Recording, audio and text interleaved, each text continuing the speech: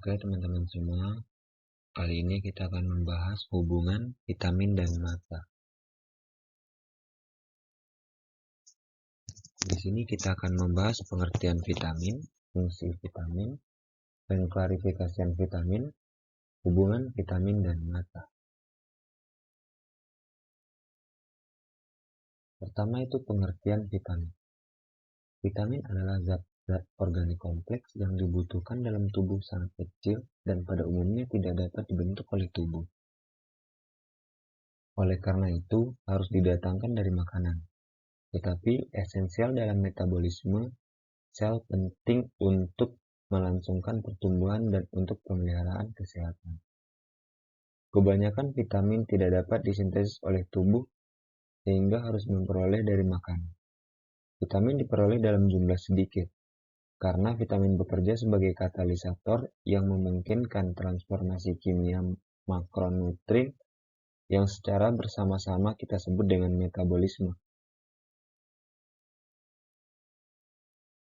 Lanjutnya fungsi vitamin. Secara umum, fungsi vitamin berhubungan erat dengan fungsi enzim, khususnya kelompok vitamin B. Enzim merupakan katalisator organik yang berperan mengatur dan menjalankan reaksi biokimia dalam tubuh. Enzim terdiri atas protein disebut apoenzim yang dihasilkan sel. Apoenzim baru aktif ketika berkonjungsi dengan senyawa non-protein atau koenzim. Koenzim dibuat di dalam tubuh dan mengandung vitamin. Selain itu, vitamin berfungsi dalam pertumbuhan dan pemeliharaan tubuh. Lanjutnya pengklarifikasian vitamin. Yang pertama itu vitamin larut lemak. Yang dimaksud vitamin larut lemak adalah vitamin A, D, E, dan K.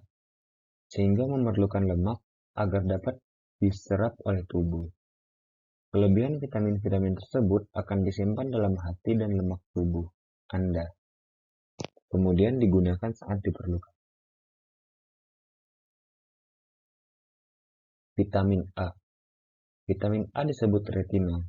Dalam tubuh, vitamin A terdapat sebagai senyawa provitamin A, yaitu senyawa karoten. Sifat kimia vitamin A antara lain berbentuk kristal alkohol berwarna kuning. Larut pelarut lemak dalam makanan biasa terikat dengan lemak rantai panjang. Absorpsi karoten dan retinol membutuhkan empedu dan cairan pankreas. Dalam mukosa usus halus, ester retinil dihidrolisa enzim pankreas menjadi retinol dan karoten dipecah menjadi retinol. Hati sebagai tempat penyimpan vitamin A dapat bertahan sampai 6 bulan. Sebesar 15-30% karotenoid dalam darah merupakan bentuk beta dan sisa non-protein disimpan dalam kelenjar lemak dan jaringan adrenal. Sumber vitamin A antara lain bahan pangan hewani seperti hati, kuning telur, susu, mentega, dan lain-lain. Ada bahan pangan nabati seperti sayuran daun berwarna hijau, buah berwarna kuning, misalnya pepaya, tomat, labu, ubi jalar kuning, wortel, nanas, dan mangga. Kekurangan vitamin A dapat menyebabkan beberapa hal seperti buta senja, perubahan pada kulit, perubahan pada mata, gangguan pertumbuhan, infeksi, keratinisasi sel pada lidah. Kelebihan vitamin A dapat terjadi pada orang yang mengkonsumsi suplemen 16.000 Re jangka lama atau 40.000 sampai 55.000 per hari. Beberapa tanda keracunan vitamin A antara lain sakit kepala, pusing, rambut rontok, kulit kering, anoreksia, dan sakit pada tulang.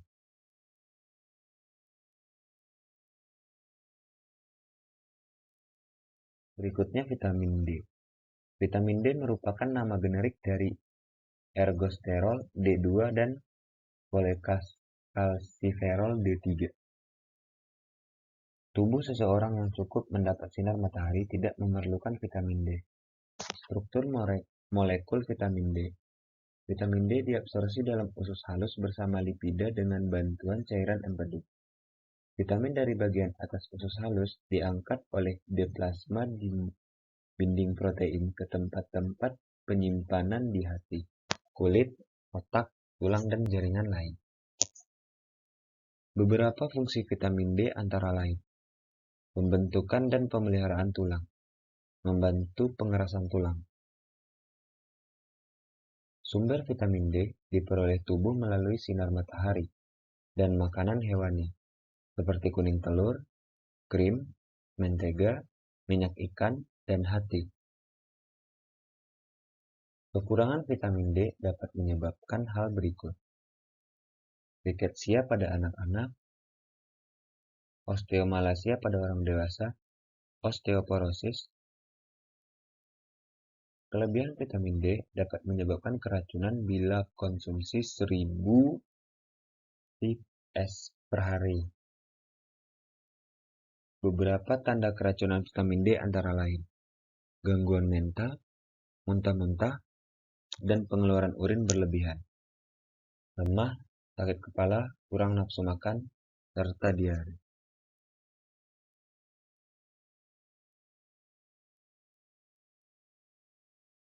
Selanjutnya vitamin E. Vitamin E disebut juga tocopherol. Sifat kimia vitamin E antara lain tidak berbau dan berwarna. Namun, yang sintetak berwarna kuning muda hingga kecoklatan. Larut lemak, namun tidak larut air. Bertindak sebagai antioksidan. Struktur molekul vitamin E. Vitamin E diabsorpsi usus halus bagian atas sebesar 20-80% dan dibantu oleh asam lemak rantai sedang. Transportasi vitamin E dan mukosa usus halus ke dalam sistem limfe dilakukan oleh kelompok kilomokrom untuk dibawa ke hati. Minyak tumbuhan, kacang-kacangan dapat digunakan sebagai sumber vitamin E yang berasal dari bahan nabati. Sementara itu, pangan hewani yang berupa daging, ikan, dan unggas juga dapat digunakan sebagai sumber vitamin E. Vitamin E mudah rusak oleh pemanasan dan oksidasi. Beberapa fungsi dari vitamin E antara lain sebagai antioksidan, mencegah penyakit jantung koroner, sintesis DNA, merangsang reaksi kekebalan, mencegah keguguran dan sterilisasi, mencegah gangguan menstruasi, serta peranan biologik memutuskan rantai proses peroksidasi lipadi dengan menyambung atom H dari gugus OH ke radikal bebas sehingga terbentuk radikal vitamin E yang stabil dan tidak rusak.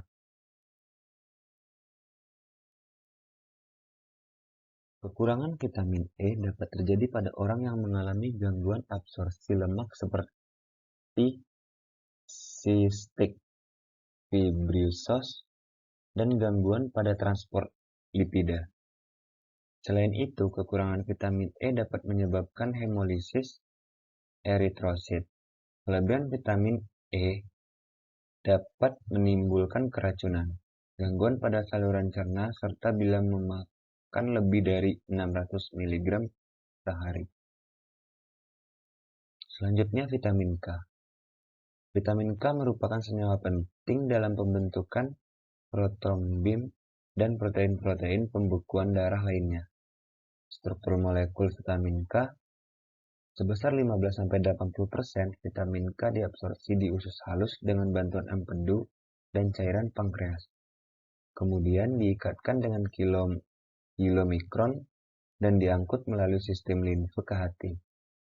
Simpanan di hati 10% dalam bentuk pilokinon dan sebesar 90% sebagai menakinon. Sumber vitamin K dapat berasal dari bahan nabati maupun hewani, seperti hati, sayuran warna hijau, kacang buncis, kacang polong, brokoli dan kol, susu, daging, telur, serealia, dan buah-buahan. Flora bakteri dalam usus bagian jejunum dan ilium dapat mensintesis vitamin K. Beberapa fungsi vitamin K antara lain membantu proses pembekuan darah sebagai kofaktor enzim karboksilase, mampu mengikat ion kalsium yang terdapat dalam jaringan tulang, dan sebagai osteokalsin dan glycoprotein matrix. Kekurangan vitamin K menyebabkan darah tidak menyumpal sehingga bila luka dapat menyebabkan pendarahan. Kekurangan vitamin tersebut dapat terjadi pada seseorang yang mengalami gangguan absorpsi lemak dan mengonsumsi antibiotik. Kelebihan vitamin K dapat terjadi bila diberikan dalam bentuk sintetik menadion. Gejala kelebihan vitamin tersebut antara lain terjadi hemolisis darah merah, sakit kuning, dan kerusakan pada otak. 2. Vitamin larut dalam air. Yang termasuk dalam vitamin larut dalam air antara lain vitamin B kompleks dan vitamin C. Yang pertama kita bahas vitamin B1. Vitamin B1 atau tiamin dikenal sebagai anti-neuritik karena digunakan untuk membuat normal kembali susunan saraf. Sifat tiamin adalah larut dalam air, stabil dalam keadaan kering, tahan panas pada keadaan asam, mudah rusak karena panas, tahan suhu beku, absorb dihambat oleh alkohol dan lainnya. Struktur molekul vitamin B1. Fungsi tiamin di dalam tubuh adalah sebagai koenzim dalam karbosilasi asam sulfat dan asam ketolutarat. Dan tiamin terlibat dalam metabolisme lemak, protein, dan sintetis asam. Sumber-sumber tiamin adalah daging, jeroan atau organ hewan, unggas, ikan, kuning telur, gandum, kacang-kacangan, serealia tumbuk, roti, dan sereal yang difortifikasi. Kekurangan vitamin B1 mengakibatkan penyakit beri-beri, yaitu beri-beri basah ditandai dengan sesak napas, edema yang disebabkan gagal jantung, cepat lelah, anoreksia, gangguan pencernaan, lelah kesemutan, berdebar-debar, dan beri-beri sering kering yang ditandai dengan kelemahan otot, badan kurus, gangguan saraf, lumpuhan kaki, dan konsumsi alkohol. Selanjutnya vitamin B2.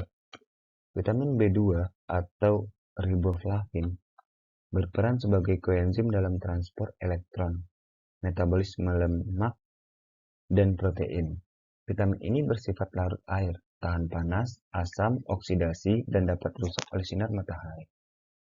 Struktur molekul vitamin B2. Riboflavin diabsorpsi di bagian atas usus halus secara aktif oleh proses yang membutuhkan natrium untuk kemudian mengenai fosforilasi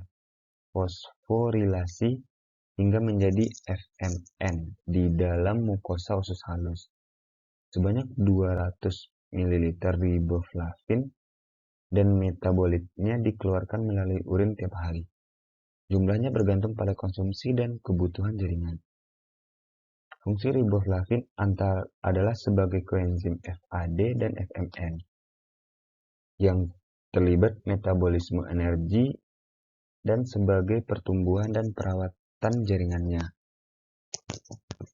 Sumber-sumber riboflavin antara lain susu, keju, daging, hati, roti, organ hewan, sayuran berwarna hijau, ikan, telur, roti yang difortifikasi bakteri dan sereal.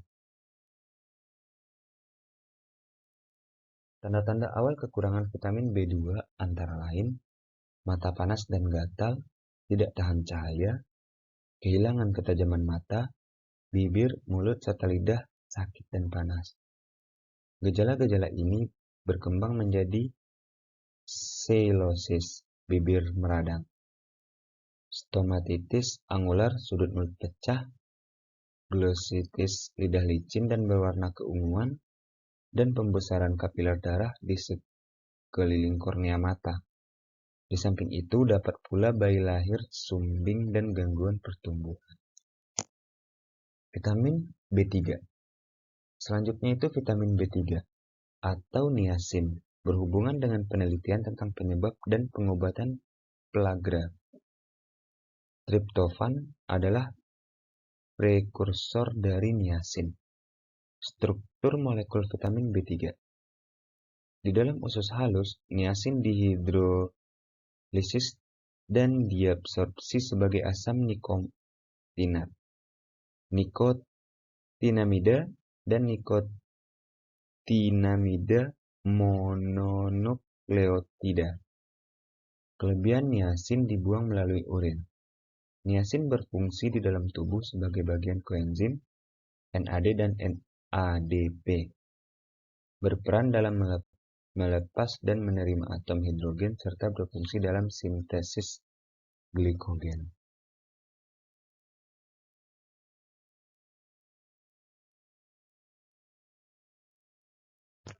Sumber niacin adalah hati, ginjal, ikan, daging, ayam, dan kacang tanah. Susu dan telur sedikit mengandung niacin, tetapi kaya triptofan. Tanda-tanda kekurangan niacin adalah kelemahan otot, anoreksia, gangguan pencernaan, dan kulit merah. Kekurangan berat menyebabkan pellagra yang mempunyai karakteristik dermatitis, demensia, dan diare. Kelainan pada saluran cerna menyebabkan peradangan pada mukosa mulut. Kelainan pada sistem saraf pusat menyebabkan gejala resah, pusing, tidak bisa tidur, hilang ingatan, dan halusinasi yang berlebihan dengan depresi berat. Selanjutnya vitamin B5. Vitamin B5 atau asam pantotenan merupakan kristal putih yang larut air. Rasa pahit lebih stabil dalam keadaan larut daripada kering, serta mudah terurai oleh asam, alkali, dan panas kering. Struktur molekul vitamin B5. Asam pantotenat dikonsumsi dalam saluran cerna dihidrolisis menjadi 4-fosfopantotein dan asam pantotenan yang kemudian diabsorpsi. Asam pantotenan dikonsumsi dalam saluran cerna dihidrolisis menjadi 4-fosfopantotenin dan asam pantotenin kemudian diabsorpsi. Asam pantotenan berperan sebagai bagian koenzim A yang diperlukan dalam berbagai reaksi metabolisme sel sebagai bagian dari asetil-CoA termasuk sintetis dan pemecahan asam lemak. Asam pantotenan terlibat pula dalam sintesis hormon steroid, kolesterol, fosfolipid, dan porfirin yang diperlukan untuk pembentukan hemoglobin. Asam pantotenan terdapat di dalam semua jaringan hewan dan tumbuh-tumbuhan. Sumber paling banyak adalah hati, ginjal, kuning telur, khamir, daging, ikan, unggas, terilia utuh, dan kacang-kacangan. Kekurangan asam pantotenan jarang terjadi. Gejala-gejala kekurangan adalah rasa tidak enak pada saluran cerna, kesemutan, dan rasa panas pada kaki, muntah-muntah, diare yang timbul bersekali-kali, rasa lelah, dan susah tidur.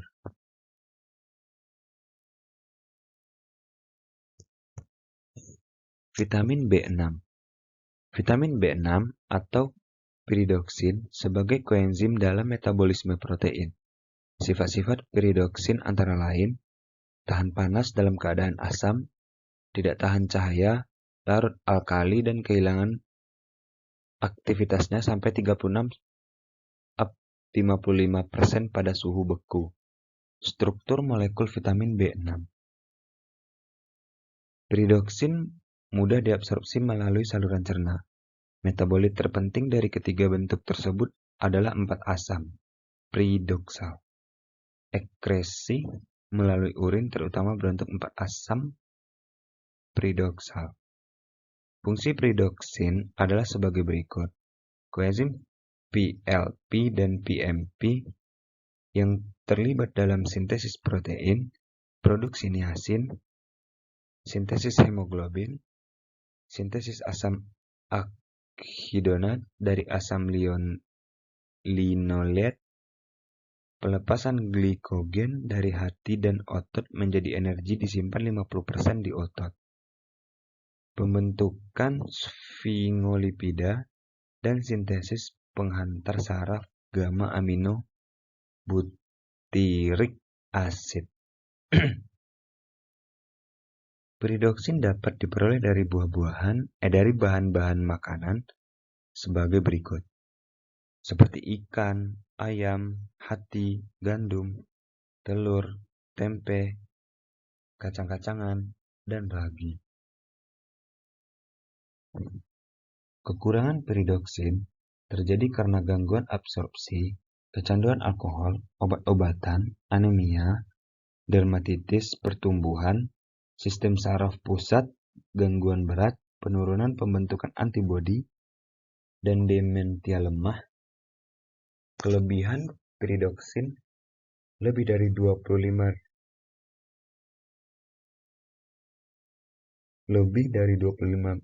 mg per hari selama bulan atau tahun dapat menyebabkan kerusakan saraf, semutan, dan hilangnya rasa pada tangan serta kaki.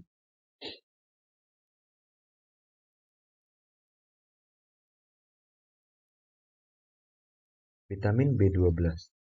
Selanjutnya, vitamin B12 atau kobalamin adalah kristal merah yang larut air. Warna merah karena kehadiran kobalt. Vitamin B12 secara perlahan rusak oleh asam encer, alkali, cahaya, dan bahan pengoksidasi dan pereduksi. Struktur molekul cyanokobalamin. Proses absorpsi dimulai dari konsumsi ke penampilan vitamin B12.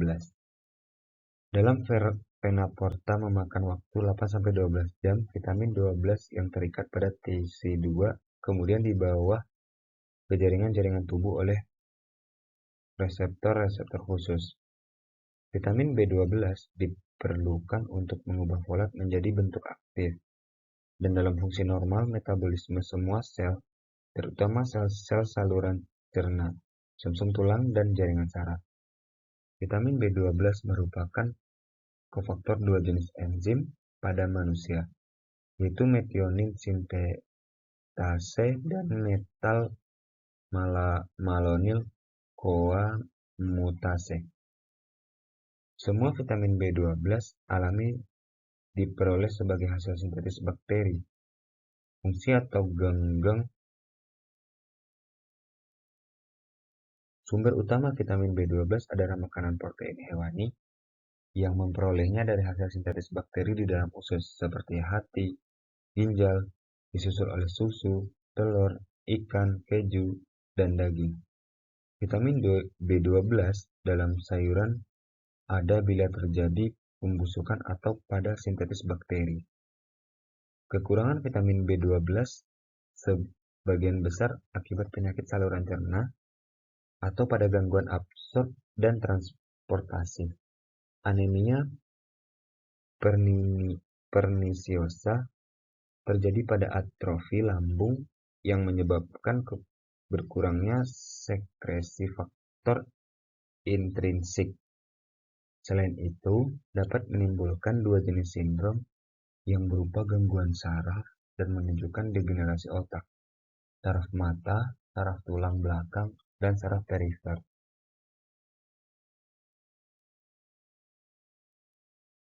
Selanjutnya itu vitamin C. Vitamin C atau asam akorbat adalah kristal putih yang mudah larut dalam air. Vitamin C adalah vitamin yang paling stabil. Setelah vitamin C diabsorpsi, tekanan darah meningkat, distribusinya luas mencapai seluruh tubuh, terendah dalam otot dan lemak, sedangkan tertinggi dalam kelenjar. Asam akorbat berperan sebagai koenzim atau kofaktor, mempunyai kemampuan redoksinya yang kuat dan bertindak sebagai antioksidan dalam reaksi-reaksi hidrosilasi. Vitamin C pada umumnya hanya terdapat dalam pangan nabati, yaitu sayur dan buah, terutama yang asam, seperti jeruk, nanas, rambutan, pepaya, gandaria, dan tomat. Vitamin C juga banyak terdapat dalam sayuran, daun-daunan, dan jenis kol. Kekurangan vitamin C ditandai dengan maliase, mudah tersinggung, gangguan emosi, astralgia, hyperkeratosis, folikel rambut, pendarahan hidung, dan petikes.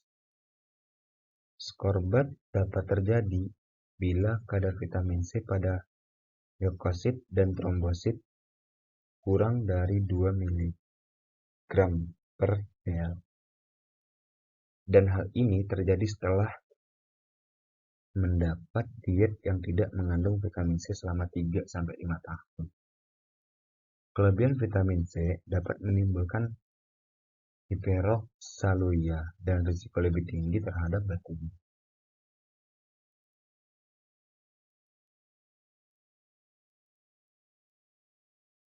Hubungan vitamin dan mata. Vitamin A merupakan salah satu asupan nutrisi untuk kesehatan mata yang berfungsi mendukung penglihatan pada cahaya remang. Kekurangan asupan vitamin A tambahan dari luar dapat meningkatkan risiko pigmen di retina mata tak dapat diproduksi dengan baik. Padahal pigmen ini berfungsi untuk membuat mata tetap bisa melihat dan dalam kondisi yang remang atau gelap. Akibatnya, orang yang mengalami kekurangan vitamin A akan kesulitan melihat dalam kondisi gelap, sebab kecepatan mata untuk beradaptasi dari tempat terang ke tempat gelap yang gelap ditentukan oleh rhodopsin, yaitu satuan pigmen penglihatan yang proses pembentukannya di dalam mata dipengaruhi oleh vitamin A. Apabila seseorang mengalami kekurangan vitamin A, rhodopsin tidak terbentuk dan bisa berisiko terkena rabun senja. Penderita rabun senja biasanya akan mengeluh kesulitan melihat, terutama pada sore dan malam hari saat pencahayaan kurang. Tak hanya rabun senja, kekurangan vitamin A juga akan menyebabkan mata menjadi kering karena cairan di lapisan tipis mata tak bisa diproduksi dengan optimal. Kondisi ini secara medis disebut sebagai xeroftalmia. Jika xeroftalmia tak segera ditangani, lama-kelamaan sel-sel di mata dari bagian luar ke dalam bisa mengalami kerusakan dan berakibat pada kebutaan yang permanen.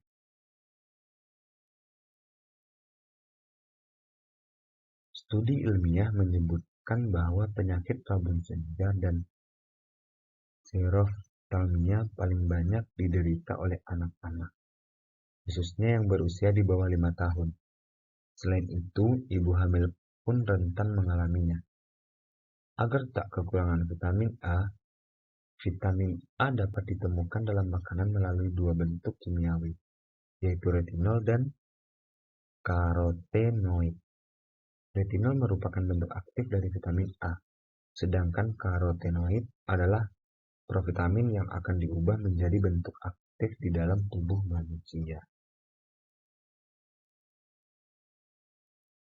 Retinol bisa didapatkan melalui konsumsi hati ayam, hati sapi, telur, serta susu. Sementara itu, karotenoid bisa didapatkan melalui sayuran dan buah, seperti sayuran hijau, bayam, kangkung, brokoli, dan serta buah-buahan sayuran yang berwarna oranye, jeruk, lemon, pepaya, wortel, tomat, labu parang.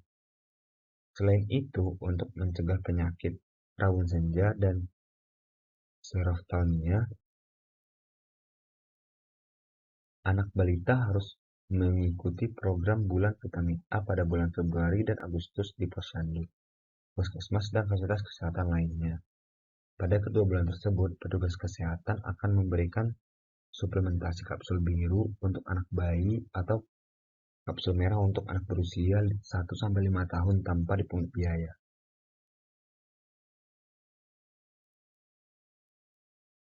Kekurangan vitamin A bisa menimbulkan berbagai gangguan kesehatan yang berbahaya. Namun, dengan mengkonsumsi makanan yang bergizi, serta mendapat suplementasi 2 kali setahun untuk bayi dan balita, namun juga Jangan khawatir, pasalnya kekurangan vitamin A bisa dicegah sepenuhnya. Vitamin mata sangatlah bermanfaat untuk menjaga kesehatan mata dan membuatnya terhindar dari paparan masalah. Pastikanlah untuk mendapatkan vitamin A, vitamin C, vitamin D, vitamin E, zinc, vitamin B, dan asam lemak omega 3.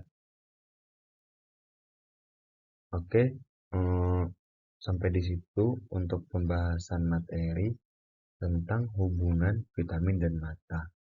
Terlebih terkurang dalam penyampaian materi ini, saya mohon maaf dan saya ucapkan terima kasih.